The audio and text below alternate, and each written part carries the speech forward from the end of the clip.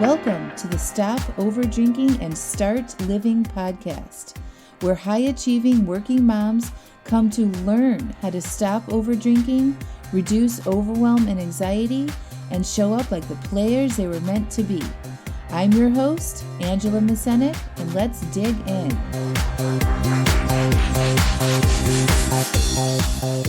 Welcome to episode 47, How to Enjoy the Holidays Without Over-Drinking. Hello, hello, hello. How are you all? I am in a great mood today. I am super excited that I am going to be recording this podcast for you. I gave this class called How to Enjoy the Holidays Without Over-Drinking online last week and had such a huge response to the content and what I was saying that I decided to make it a podcast so it will live forever. And you can use the same tactics and strategies to get through any sort of vacation or holiday or spring break or whatever, sort of event that you have going on that is outside of your normal routine. So I hope that it helps. I hope that you enjoy it. I also want to let you know that you have 1 week left to apply to privately coach with me.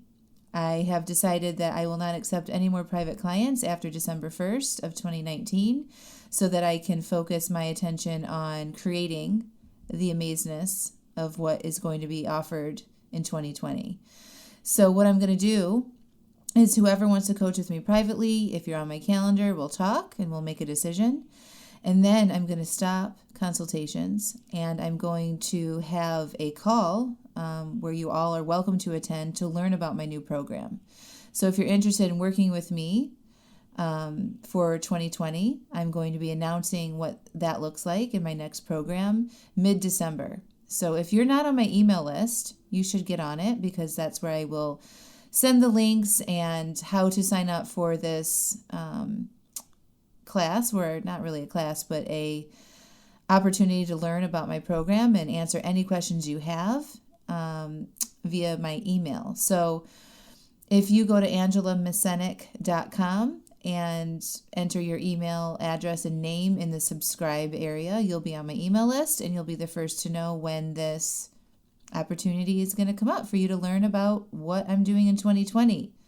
And you don't want to miss it. So if you want to privately coach with me one-on-one and have me as your support team and support you for the next 2 months, where you have support during the holidays and you're going to learn how to feel your feelings and overcome your desire for alcohol and or food, get on my calendar. It's your last chance. All right. So today, how to enjoy the holidays without over-drinking. And I'm going to back it up here and give a little bit of overview of who I am because, maybe this is the first podcast that you are listening to. And I want to make sure you know who I am and what I'm about and what I do. So I'm a certified life and weight loss coach. I was certified through the Life Coach School. I'm the host and creator of this podcast, Stop Over-Drinking and Start Living podcast. I write all of my original content. And I've created a private program where I coach women to stop over-drinking and start living. I am a mom. I've got 3 children. Their names are Ayla, Alec, and Arlo, ages 10, 8, and 6. I had to think about it for a second. I'm married to a wonderful man named Peter. We met in college and then went our separate ways for a few years and then both ended up on the West Coast. And we got married in a small boutique winery in Sonoma County, California. So my history and story with alcohol was very colorful. I was typical college kid, American college kid that partied and drank, during college and up all night on the weekends and that sort of thing. And then when I entered the professional workforce after college, I had more money to spend. I was in pharmaceutical sales and I had a travel account, an expense account. I was able to entertain clients and do all these things that I have never done before in my life. And with that came with that play hard or work hard, play hard mentality. And we definitely did that. So sales meetings and celebrations and wining and dining clients, like alcohol and food was very much integrated into my life. We lived outside of Napa and Sonoma. We lived in San Francisco, so like a foodie city in itself, but then also having access to the best wineries in the world. I very much got into it. So vacation there, got married there, honeymoon there, all the time. So that continued. And, I had our first children, and then after, of course, when I was pregnant, I didn't do these things, but in between all three of my kids, definitely over drinking, partying, still had that lifestyle. And it wasn't until I got older and I accomplished everything that I wanted with a great job, marriage, family, house, all of it, right, that I started to question it. I couldn't drink as much as I could before. Like, I was always stalled on my weight loss when I was drinking. So I would be really good during the week, and then on the weekends I would binge, and then I would overeat, and then I would gain 5 pounds, and I would start that cycle again. And I was stuck in that way for many, many years. Until finally I decided, what am I doing? What is all of this? Why am I working so hard to make money, to pay the bills, and doing this day in and day out? I just felt like I was on this auto repeat cycle, and I felt stuck. So I hired a life coach, and she taught me everything that I know now and what I teach my clients now about our thoughts, about our feelings. She helped me create goals, and basically I understood that alcohol was holding me back. In my own work, I understood that alcohol was holding me back from living the life that I truly desired. And I decided to give it up until I got to my goal weight. And I did that, and within that time period, it just rocked my world. I realized that I thought alcohol was a way to have fun and that I might be missing out, and it was the biggest lie of my life that I needed alcohol to have a good time. I have way much more fun now without it. Oh my God, my life is so different now without drinking. That wasn't my goal in the beginning. My goal in the beginning was just to cut back and be able to moderate, and I did that for a while, and then ultimately decided that it just didn't have a place in my life. I didn't like the way it made me feel anymore, so I haven't drank in over a year and a half now, which is still amazing to me. So anyway, that's a little bit about my story. I learned how our brains work and why we're conditioned to overdrink and overeat. I discovered the benefits of not drinking by accident when I went all into my weight loss. I've lost 60 pounds. And again, learning that idea of needing the wine to have a good time was a huge lie. Okay. So today, for this podcast and for this class that I teach called How to Enjoy the Holidays Without Overdrinking, I want you to understand why you might be overdrinking, especially during the holidays, right? You've got the family pressure, the social pressure as moms, and having families and being the leader and sort of organizing all of that. We tend to overdo it because it's so stressful and we want to drink and eat to relieve ourselves. I'm going to teach you how to handle that family and social pressure. I'm going to teach you how to stick to your food and drink plans. And then I'm going to invite you again to get personalized coaching with me. So remember, this is our last chance. I'm going to talk about that at the end of the class too. So right now, I want you guys to bring up to your attention what struggles you have with alcohol in the holidays. Okay, so if you have a notebook or a piece of paper, maybe pause the podcast now and be prepared to answer some questions. I'm going to ask you some questions about yourself and your own situation in regards to drinking and eating during the holidays. So I want you to really take advantage of this time and get the most out of this podcast that you possibly can. So if you pause it and you come back, I want you to answer this question. What struggles do you have with alcohol and the holidays? All right, so answer that question. And then what is your reason for wanting to cut back this year? Why do you not want to overdrink during the holidays? When you have that written down, you can keep going. And now I want you to really focus on what I'm about to say for the next 30 minutes or so, okay?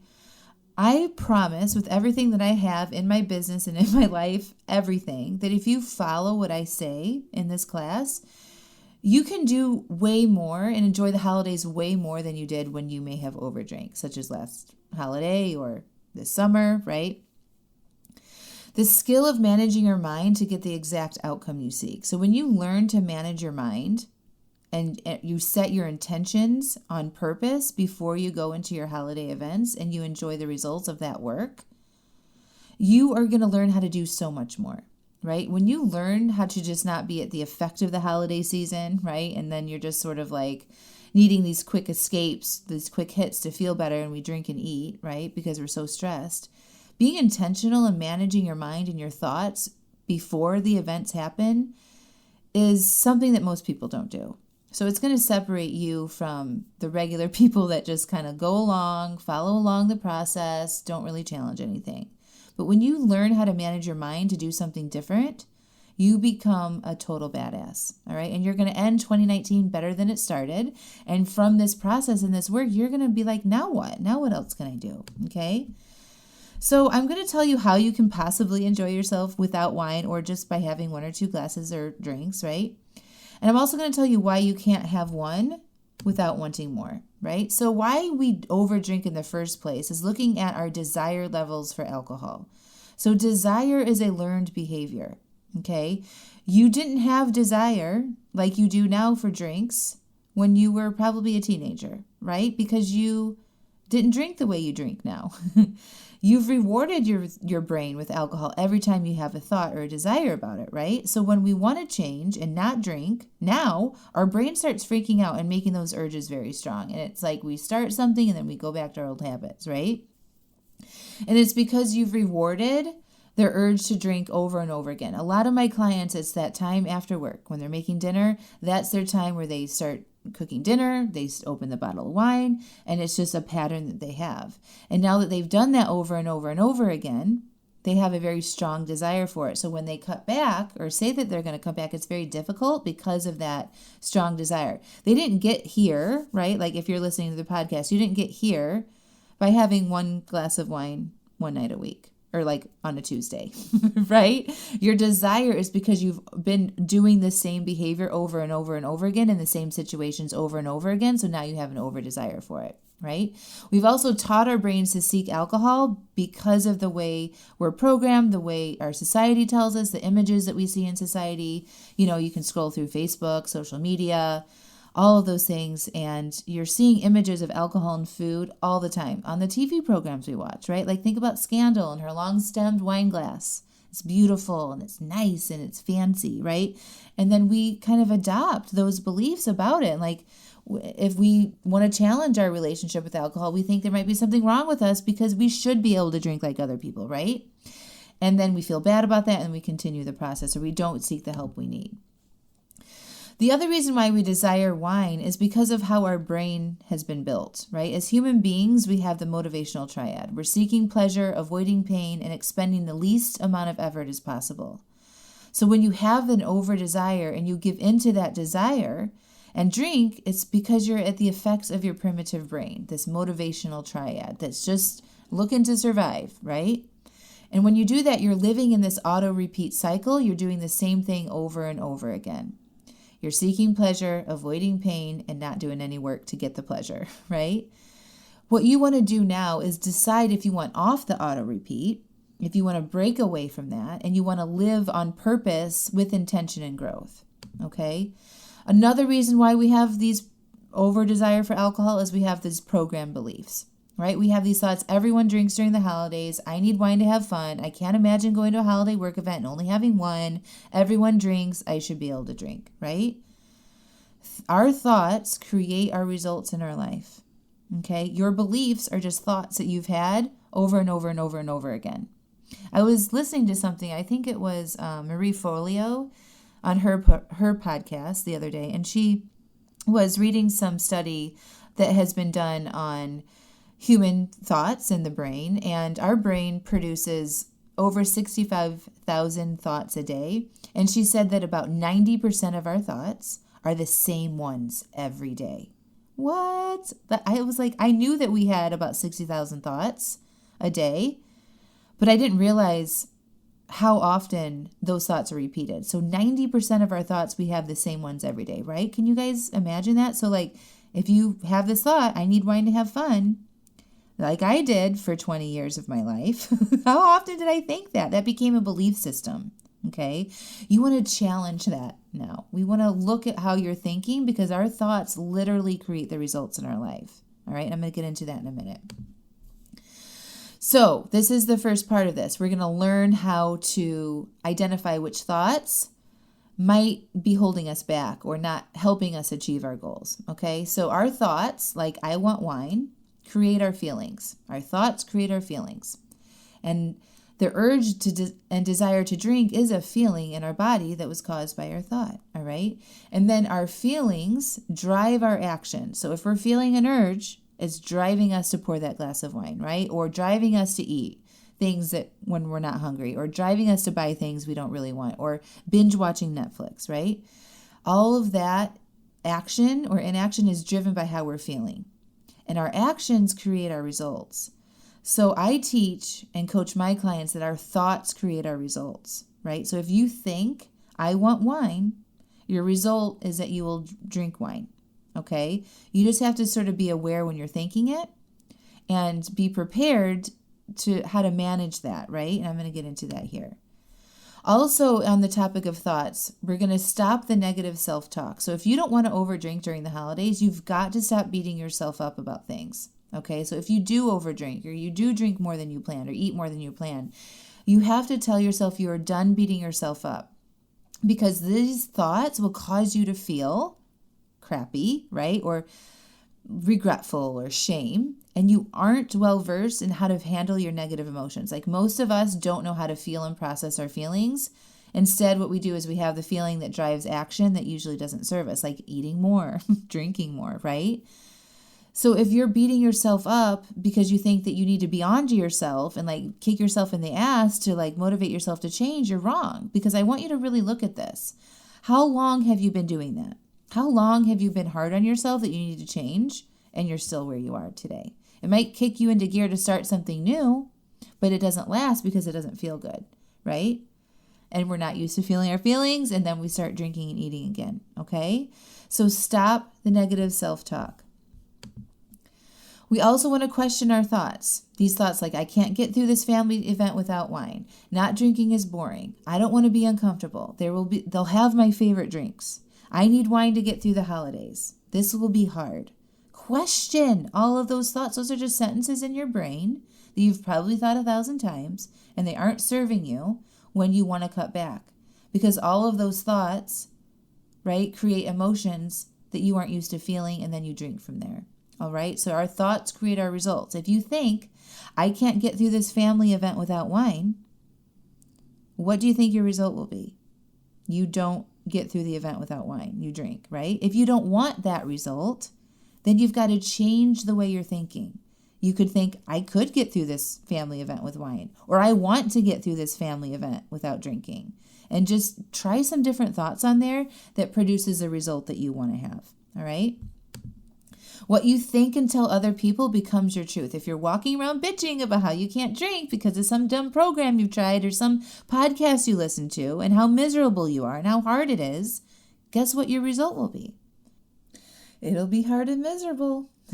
Make sure your own worst enemy doesn't live between your own two ears. Hamilton. Okay, so what we want to do is after you become aware of your old thoughts, right? Like the thoughts like I can't get through this family event without wine, all of that stuff. Maybe write out what your thoughts are, what your beliefs are about alcohol and the holidays. Maybe start there. And then what you want to do is create new thoughts. Okay, so this thought, I can't get through the family event without wine, could be a new thought, could be I can have fun and not drink. An old thought would be not drinking is boring. New thought, I can get creative. Old thought, I don't want to be uncomfortable. New thought, I'm choosing to be uncomfortable. Old thought, they will have my favorite wine. New thought, my favorite wine will always be available. Old thought, I need wine to get through the holidays. New thought, I want to experience the joy of the holidays. Old thought, this will be hard. New thought, this can be fun. So can you guys see the difference? Telling yourself something and how to think about something instead of just being at the effects of your brain and the repetitive thought that it has will create new results for you. Okay? The next part of how to enjoy the holidays without over drinking is understanding urges. Okay? So remember going back to the motivational triad, right? And you giving into the urge, you drink, you repeat that cycle, then you have this over desire. So we want to interrupt that auto repeat cycle. In order to get rid of the desire, we must not respond to it, but allow it to be there. So sit with me here for a second while I explain this.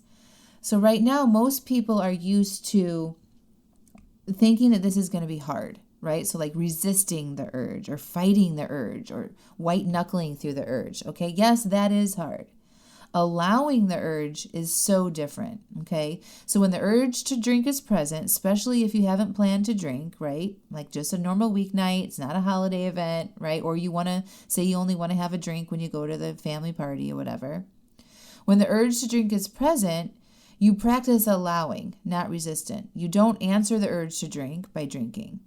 Okay. And when you do that, the urge extinguishes over time.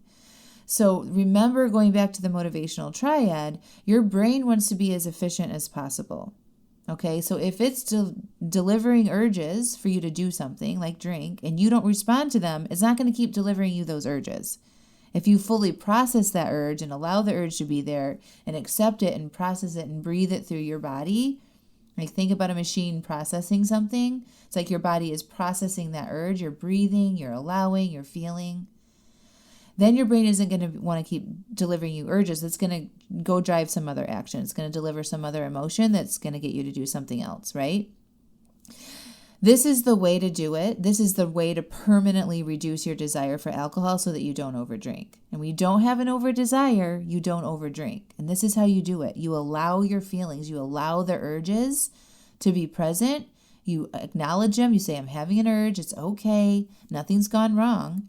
I'm going to open up myself to feeling that, and I'm going to process this feeling. And this is a skill set. This is a practice that you'll have to practice and put yourself in situations. Don't run away from it. Don't try to hide from the urges.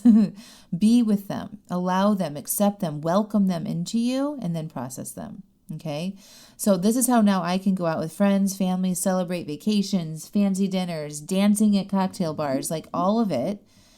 And I don't have any desire for alcohol. It's because I learned how to allow my urges and process those.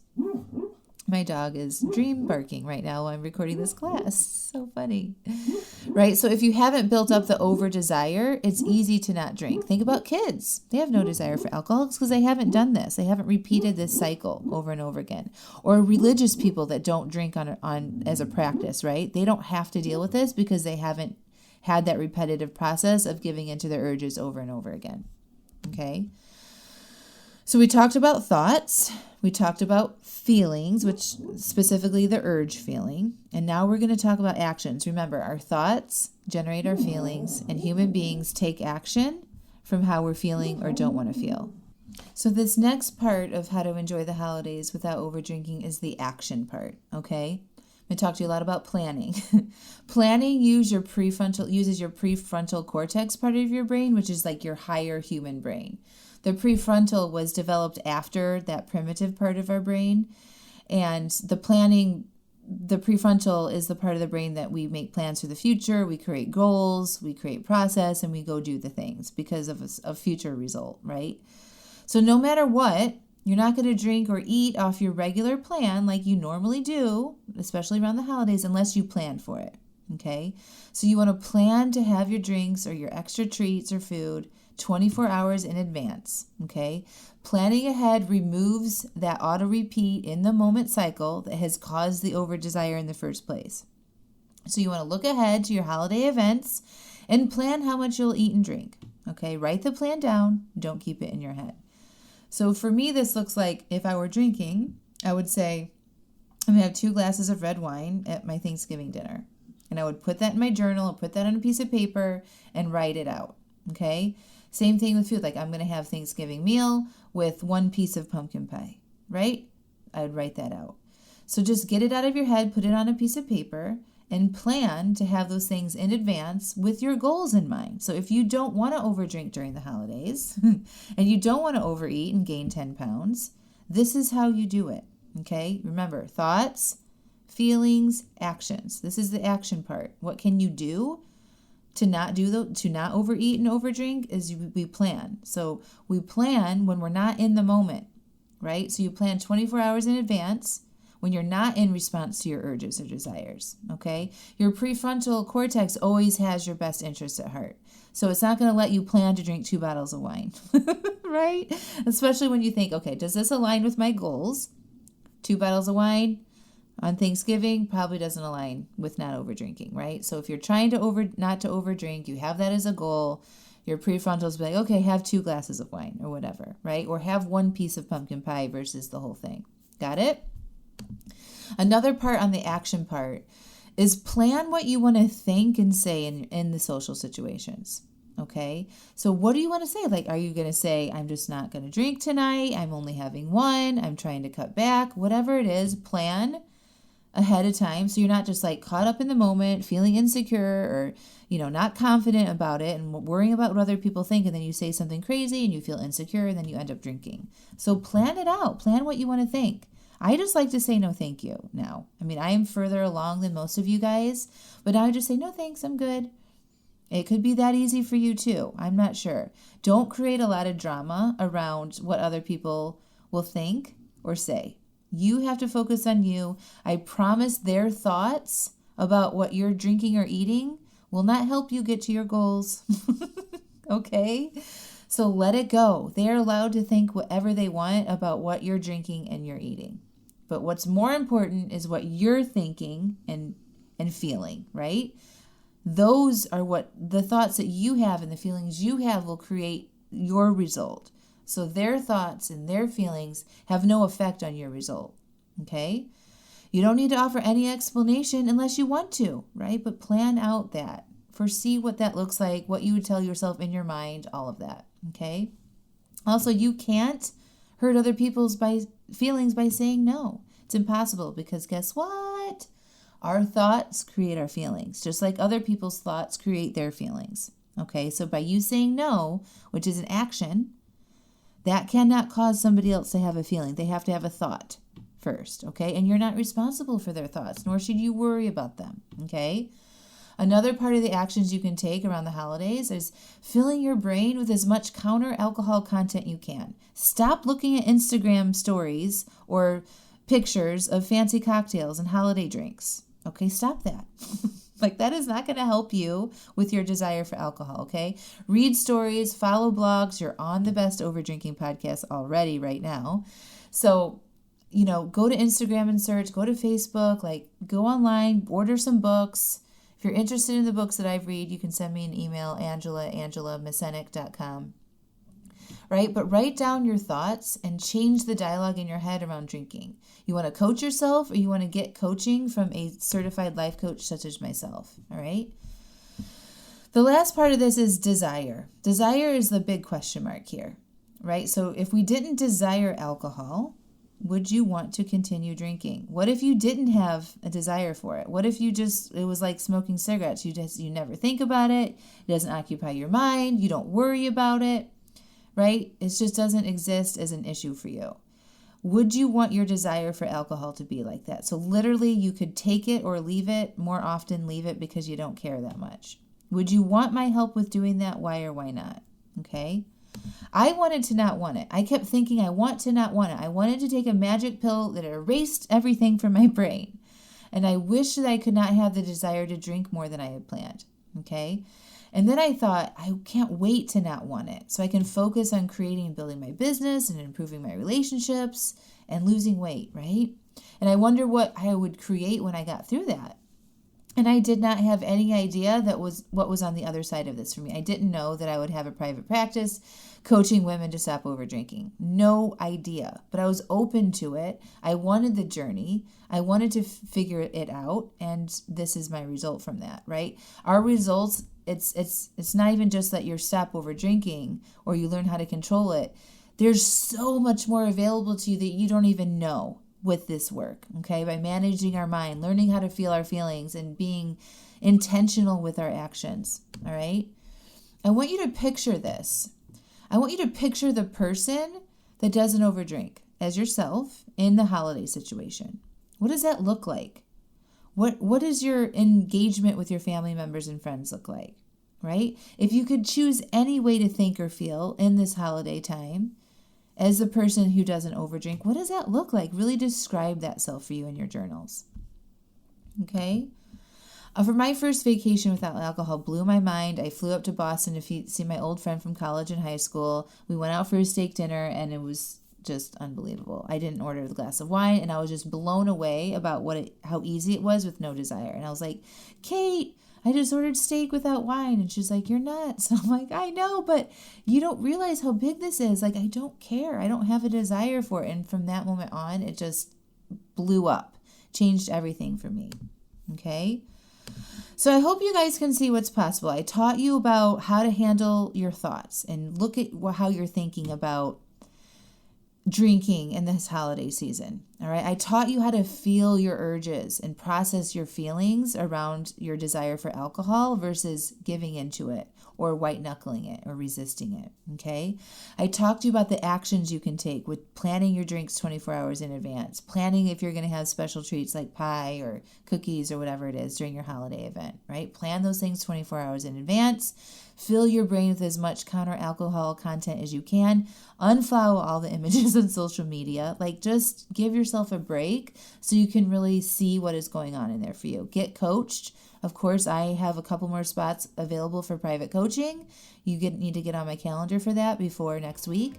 And otherwise, coach yourself. Like, understand that your thoughts have created this result for you. And it's okay. Like, don't beat yourself up about that, but just know that your thoughts create your results. Just like your thoughts about having a family and a job or a career and kids are just started with a thought, right? And then you have a result. Our thoughts create our feelings. Human beings take action from their feelings, right? And then you have the results in your life. All right, my friends, that's all I have for you. If you want to privately coach with me, you've got 1 week to get on my schedule. Hope to see you there. If not, stay tuned. Get on my email list for the big announcement of 2020 and what coaching with me will look like then. All right, my friends, love you. Bye.